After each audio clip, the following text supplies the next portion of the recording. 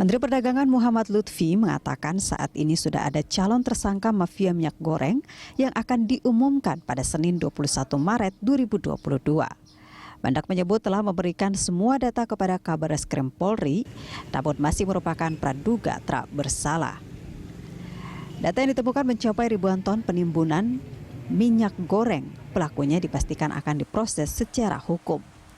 Praktik yang dilakukan mafia minyak goreng tersebut diantaranya mengalihkan minyak subsidi ke minyak industri, mengekspor minyak goreng ke luar negeri, maupun mengemas ulang minyak goreng agar bisa dijual dengan harga yang tak sesuai harga eceran tertinggi atau HET. Lutfi menegaskan bahwa ia akan memerangi mafia minyak goreng dan memastikan mereka dihukum. Sementara itu, Menteri Koordinator Bidang Perekonomian Airlangga Hartarto mengatakan siapapun yang terkait dengan mafia minyak goreng ini harus ditangkap tanpa pandang bulu. Airlangga mengaku pemerintah sudah berupaya menjaga stabilitas kebutuhan minyak goreng di masyarakat. Salah satunya tetap memberikan subsidi untuk minyak goreng curah di harga Rp14.000. Terlebih pemerintah juga sudah menerjunkan Satgas Pangan untuk mengawal distribusi minyak goreng ke masyarakat. Bahkan kata Airlangga, Kapolri Jenderal Listio Sigit Prabowo juga siap mengamankan distribusi minyak goreng ke pasar. Pemirsa, kelangkaan dan mahalnya harga minyak goreng yang membuat masyarakat gusar memicu respon pemerintah untuk segera mengusut tuntas masalah ini. Lalu apa yang menjadi kendala dalam pengusutan masalah mafia minyak goreng? Kita akan membahasnya bersama dengan Ketua Komisi 6 DPR, Faisal Reza. Ya, Pak Faisal, terima kasih sudah bergabung di Landstok Berita 1. Pak Faisal, Mendak mengatakan bahwa ada sekitar seribuan ton lebih ini minyak goreng yang ditimbun begitu ya, ada penimbunan sebesar itu. Dari pihak legislatif sendiri, apakah memang sudah menduga juga ada penimbunan besar seperti ini atau bagaimana sih sebenarnya, Pak? Ya pastilah. Dari awal kita sudah menyampaikan bahwa kelangkaan ini tidak wajar. Karena kita tahu produksi terus berjalan, distribusi juga berjalan. Kok di pasar dan pasar tradisional maupun pasar modern kosong. Nah ini pasti ada sesuatu. Makanya kita minta Menteri Perdagangan menggunakan pendekatan law enforcement. Ya, dari Pak Faisal dan rekan-rekan sendiri, apakah sudah ada indikasi siapa sih sebenarnya penimbun ini? Karena kan yang pasti ini pemain besar begitu, ribuan ton yang yang ditimbun begitu. Artinya sangat mudah melihatnya begitu, Pak. Ya, ada beberapa laporan yang masuk kepada Komisi 6 ke DPR. Kami sampaikan itu semua ke Kementerian Perdagangan dan untuk seterusnya dilakukan pengecekan di lapangan. Artinya belum dilakukan pengecekan, Pak, ya, ini baru praduga saja begitu ya? Saya kira sudah. Mereka sudah menerima laporan kami pun mungkin sudah beberapa waktu yang lalu. Jadi saya kira minggu depan juga akan kedengaran siapa yang kira-kira menjadi tersangka dari kasus penimbunan ini. Oke, minggu depan ya, artinya sudah mulai masuk ke pendekatan law enforcement, Pak ya. Ada statement dari Mendak sendiri mengatakan ini agak-agak membingungkan masyarakat juga. Saat ini muncul informasi bahwa ada mafia minyak goreng, tapi sebelumnya ada faktor perang antara Ukraina dan Rusia yang menyebabkan harga minyak goreng kita mahal. Ini sebenarnya faktor penyebab utama kalau menurut dari pihak legislatif ini apa sih, Pak, sebenarnya? Apakah memang hanya mafia minyak goreng atau ada faktor lain sehingga harga minyak goreng ini mahal? Kalau soal harga minyak goreng yang mahal, memang ini ada banyak sebab. Yang pertama pasti karena sekarang ini di seluruh dunia sedang ada kebangkitan baru setelah 2 tahun tidak ada produksi atau minimnya produksi akibat pandemi. Tetapi juga kita lihat bahwa demand yang tinggi ini tidak bisa dipenuhi oleh stok kita yang stok dunia ya, karena memang proses produksi masih kurang normal. Nah, akibat sebab yang ketiga itu dengan adanya perang ini, terutama di Eropa, ini mengakibatkan ada kelangkaan terhadap minyak nabati yang diproduksi di Eropa. Akibatnya kebutuhan terhadap minyak sawit ini meningkat. Nah, ini yang menyebabkan harga minyak sawit CPO di dunia meningkat tajam. Ya, Pak Faisal, ini ada ironi yang kita saksikan bahwa ketika masyarakat kita susah mencari minyak goreng dengan harga eceran tertinggi Rp14.000 per liter, tapi ternyata faktanya ditemukan di lapangan bahwa banyak juga minyak goreng kita yang diekspor begitu. Ini kan ironi, Pak. Apakah kebijakan ekspor ini memang sudah disetujui juga oleh pihak legislatif atau kebijakan seperti apa sih ini? Sebenarnya ekspor dan stok di dalam negeri ini tidak terlalu berhubungan langsung pada saat ini karena kebutuhan dalam negeri sudah ada stok yang memadai. Jadi ekspor itu memang sudah biasa dilakukan dari tahun-tahun sebelumnya. Hanya saja setelah diterapkan kebijakan DMO dan DPO supaya mereka menyisihkan 30% dari produksi mereka untuk kebutuhan dalam negeri, itu otomatis kebutuhan dalam negeri kita sebenarnya sudah sangat memadai. Nah, hanya saja yang kita temukan kelangkaan di lapangan ini memang menyedihkan buat kita. Ada oknum pengusaha baik itu mungkin di retail maupun di distributor memanfaatkan supaya harga yang mereka inginkan itu dipenuhi oleh pemerintah. Iya, ada hal yang lucu dan menarik menurut masyarakat, Pak. Ketika harga ET atau harga eceran tertinggi Rp14.000 per liter itu dicabut, dan saat ini justru minyak goreng di pasaran itu melimpah, di minimarket juga melimpah begitu. Ini indikasinya apa, Pak? Karena ketika harga minyak goreng itu masih ada aturan HET, itu susah sekali mencari minyak goreng. Tapi ketika HET dicabut, justru yang ngantri ini adalah minyak gorengnya, ngantri pembeli yang nggak ada begitu. Ini indikasinya apa nih, Pak? Ya, ini artinya bahwa selama ini ditimbun.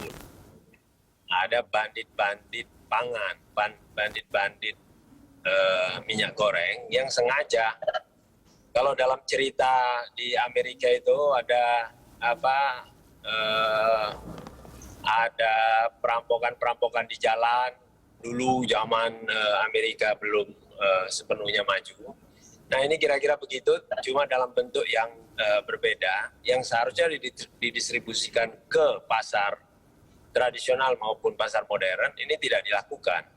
Mereka menunggu pemerintah untuk membiarkan harga secara ekonomis, menaikkan harga supaya mereka bisa menjual secara leluasa. Begitu dicabut HET, langsung semuanya ada di pasar. Ini kan luar biasa. Ya, Pak Faisal, kira-kira negara, pemerintah kalah. Iya, artinya ini pemerintah kalah dengan para mafia minyak goreng, Pak ya. Nah, DPR juga kalah. DPR juga kalah, tapi Bapak kan anggota DPR, Pak. Artinya Bapak mengakui Bapak kalah begitu ya? Ya memang, ini artinya bahwa sistem tata niaga pangan di dalamnya ada minyak goreng, ini tidak menguntungkan masyarakat pada saat ini. Oleh karena itu kita ingin bersama pemerintah untuk mengevaluasi tata niaga kita ini supaya adil, supaya bisa terjangkau oleh masyarakat. Walaupun kita ingin tidak membunuh usaha dari para produsen, tetapi harus ditemukan win-win solution. Oke. Makanya kita usul supaya ada revisi Undang-Undang Perdagangan. Oke. Oke, revisi undang-undangnya seperti apa nantinya, Pak? Ya, ini belum tahu, tapi kita baru usulkan supaya ada revisi Undang-Undang Perdagangan, terutama dalam hal satu, tata niaga untuk bahan dan kebutuhan pokok. Yang kedua, pengendalian harga. Yang ketiga, law enforcement. Oke. Nah, ini kan sudah jelas ada yang menimbun ketika saat ini harga eceran tertinggi dicabut dan harganya mahal, semua dikeluarkan begitu ya, stok minyak gorengnya. Menurut Pak Faisal, law enforcement seperti apa yang harus dilakukan kepada para penimbun ini, Pak? Ya, tangkap. Oke. Saya kira polisi sekarang punya alasan dengan keputusan Ratas dan juga keputusan dari Menteri Perdagangan untuk melakukan law enforcement. Mereka yang sengaja untuk menimbun, mereka yang sengaja untuk mengoplos, mereka sengaja yang repacking ilegal, tangkap. Tangkap dan izin usahanya kalau memang ada pengusaha yang bermain bisa dicabut juga begitu ya? Tentu harus dicabut. Ini domain mungkin di Kementerian Perindustrian dan Kementerian Perdagangan. Jadi izin mereka harus dibekukan. Oke, harus ada sanksi yang tegas agar ada efek jerah juga begitu Pak Faisal ya. Baik Pak Faisal. Masyarakat ini membutuhkan ketegasan dari pemerintah untuk minyak goreng ini bisa tersedia dengan harga yang terjangkau. Baik, Pak Faisal, kita masih akan lanjutkan dialog kita di segmen berikutnya. Kami minta Pak Faisal tetap bersama kami di Landstalk. Kita masih bersama Pak Faisal Reza, Ketua Komisi 6 DPR. Pak Faisal, ini sebentar lagi kan kita akan segera menghadapi Ramadan begitu ya. Biasanya Ramadan ini harga-harga kebutuhan pokok naik semua, apalagi kalau minyak gorengnya naik. Sementara di pasaran saat ini di minimarket dan lain-lain ini harga stok dari minyak goreng sendiri membludak banyak begitu ya. Tapi harganya 2 kali lipat lebih mahal begitu. Nah, ini kira-kira apa yang harus dilakukan oleh legislatif dan juga pemerintah ini eksekutif agar bisa segera memberikan atau menekan harga dan paling tidak ada langkah cepat untuk bisa mengalahkan para mafia-mafia minyak goreng ini, Pak? Yang pertama, kemarin kita sudah rapat dengan Menteri Perdagangan hari Kamis. Salah satu keputusannya, kita minta Menteri Perdagangan mengantisipasi kenaikan harga bahan kebutuhan pokok menjelang Ramadan dan Lebaran. Karena kita tahu di seluruh dunia ini, semua harga kebutuhan pokok sedang naik. Jadi kita tidak ingin kejadian serupa terjadi di dalam negeri, apalagi nanti diikuti dengan kelangkaan barang. Ini pasti akan menyedihkan, memprihatinkan untuk kita semua. Nah, itu yang kita harapkan. Memang dari Menteri Perdagangan menjawab terutama soal minyak goreng. Jika pasar semakin membanjir, maka hukum ekonominya harga akan semakin murah, di angka sekitar 20 sampai 22 ribu. Walaupun menurut kami di DPR, harga ini pun masih harga yang kurang ekonomis untuk masyarakat, belum terjangkau sepenuhnya. Ini harga untuk kemasan premium ya, kemasan yang biasanya masyarakat sebenarnya sudah membeli kebutuhan minyak gorengnya dengan minyak goreng kemasan. Oleh karena itu kita tekankan sekali lagi kepada Menteri Perdagangan, kalau bisa di bawah harga 20.000 itu sebelum Ramadan. Karena apa? Karena Menteri Perdagangan ini memiliki wewenang yang diberikan oleh undang-undang untuk mengendalikan harga. Harga kebutuhan pokok khususnya. Nah, oleh karena itu jangan sampai masyarakat kita di tengah-tengah situasi yang kehusyuan menyambut Ramadan, kita juga masih akan gaduh dengan kelangkaan minyak goreng atau minyak goreng harganya tidak terjangkau.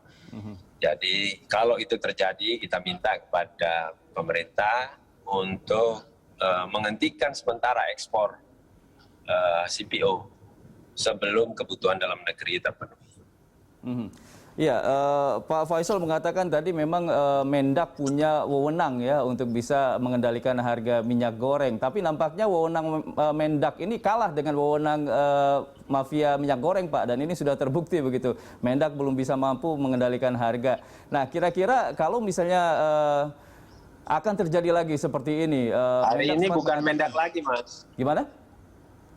Hari ini bukan Mendak lagi karena berdasarkan ratas ini sudah juga menjadi tanggung jawab Menko. Oh, oke.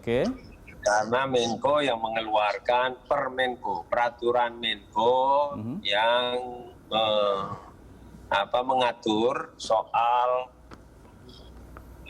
harga keekonomisan untuk kemasan sederhana dan kemasan premium, dan harga 14.000 untuk minyak goreng curah. Jadi Menko juga harus bertanggung jawab.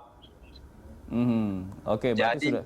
Menko harus juga ikut terjun mengendalikan harga minyak goreng dan memastikan stok minyak goreng menjelang Ramadan maupun Lebaran ini tersedia. Oke, Pak Faisal, yang menjadi kendala saat ini memang tadi disampaikan bahwa ada penimbunan begitu ya. Nah, untuk kedepannya selain tadi ada law enforcement, kira-kira dari sisi pengawasan distribusinya sendiri kan bisa kelihatan itu di mana titik penimbunannya, kemudian siapa yang menimbun. Lalu bagaimana nanti sistem pengawasannya agar penimbunan ini tidak terulang lagi, tidak terjadi lagi begitu Pak dari sisi distribusinya? Ya, makanya sekarang keterlibatan kepolisian di lapangan memastikan bahwa stok minyak goreng tersedia dan tidak terjadi penimbunan itu dilakukan. Nah, kepolisian saya kira sudah memiliki data-data seluruhnya mengenai titik-titik distribusi dan titik-titik penimbunan atau kemungkinan penimbunan yang dilakukan oleh baik pengusaha maupun sekelompok orang untuk mengambil keuntungan atas minyak goreng ini. Justru menurut saya pada saat ini penimbunan mungkin tidak akan banyak terjadi setelah stok minyak goreng di pasaran tersedia. Justru yang kita khawatirkan adalah repacking ilegal atau minyak goreng oplosan dari curah yang disubsidi oleh pemerintah di repacking untuk menjadi kemasan sederhana. Oh, oke. Dan ini bisa membanjiri pasar. Nah, saya kira kepolisian maupun Kemenko perekonomian bisa mengantisipasi ini semua. Ya, Pak Faisal, kalau misalnya tadi Bapak sempat mengatakan bahwa kalau misalnya stok banyak nih hukum pasarnya nanti otomatis harga bisa turun begitu ya, suplai banyak dan masyarakat juga akan Bukan saya ya, itu Mendak Perdagangan yang menyatakan. Oke, baik. Nah, kita tahu juga bahwa mafia-mafia minyak goreng ini pasti memiliki market maker begitu ya, yang bisa mengendalikan harga. Ketika harga mau turun, pasti supply dikurangi lagi begitu kan. Ini permainan-permainan seperti ini pasti akan dilakukan oleh para mafia minyak goreng ini. Kira-kira ada nggak sih Pak jaminan mungkin dari pemerintah dan juga DPR agar menjelang Ramadan ini harga paling tidak ya nggak harus balik normal seperti sebelumnya begitu ya, 25.000, 28.000 2 liter. Sekarang kan masyarakat sedang susah, banyak yang di PHK, banyak yang terdampak dengan pandemi, menjelang Ramadan pula begitu ya. Ini ada nggak jaminannya, kira-kira seperti apa? Ya, kalau jaminan hampir tidak ada yang pasti pada saat ini. Yang kita harapkan dari pemerintah adalah mengontrol laju ekspor CPO ke luar negeri. Nah, itu yang pertama, supaya jaminan stoknya terjadi. Yang kedua, ini pemerintah juga sudah harus memastikan bahwa minyak curah yang disubsidi itu betul-betul ada di pasar, terjangkau oleh masyarakat, dan tidak terhambat distribusinya. Nah, yang ketiga, saya kira kita akan melakukan evaluasi terus-menerus dengan Kementerian Perdagangan khususnya di Komisi 6 untuk memantau harga kemasan sederhana dan kemasan premium sesuai dengan keinginan kita untuk terus-menerus bisa turun. Makanya kemungkinan kita akan mengadakan rapat mingguan dengan Menteri Perdagangan untuk memantau harga ini bisa terus kita tekan. Oke. Ini berat ini tugasnya nih dari legislatif dan juga eksekutif agar bisa menurunkan cepat harga minyak goreng sebelum Ramadan. Ya kan kita juga gagal. Iya, iya. Pak, terakhir mungkin himbauan kepada masyarakat yang mungkin saat ini sedang kesulitan mencari minyak goreng atau mencari minyak goreng yang murah begitu ya. Apa nih himbauannya? Apakah seperti himbauan yang lain beralih ke makanan yang rebus atau gimana begitu? Enggak, saya kira masyarakat sudah cukup cerdas untuk bisa menggunakan seefisien mungkin minyak goreng kalau memang kemampuan dan daya belinya terbatas. Yang penting sekarang ini berikan kesempatan kepada pemerintah dan kepada DPR untuk terus-menerus berupaya menekan harga supaya bisa sesuai dengan kebutuhan masyarakat. Nah, untuk itu diharapkan masyarakat tidak perlu khawatir dengan panik memborong minyak goreng. Ini semua tersedia. Masalahnya sekarang tugas pemerintah dan tugas DPR itu menurunkan harga secepat mungkin. Oke, baik. Dan yang pasti kita masyarakat juga akan menunggu siapa sebenarnya ini mafia minyak goreng ini kalau boleh dirilis di media-media agar ada efek jera dan juga efek malunya begitu Pak. Dan masyarakat juga puas karena ini fatal juga. Sempat ada berita yang menunjukkan bahwa ada yang sampai meninggal ketika antri minyak goreng. Ini sangat fatal begitu Pak. Betul. Baik, Pak Faisal, terima kasih banyak sudah memberikan penjelasan di Landstok Berita 1. Selamat kembali beraktivitas. Terima kasih juga. Pak Faisal. Ya. Ya, salam. Ya, pemirsa,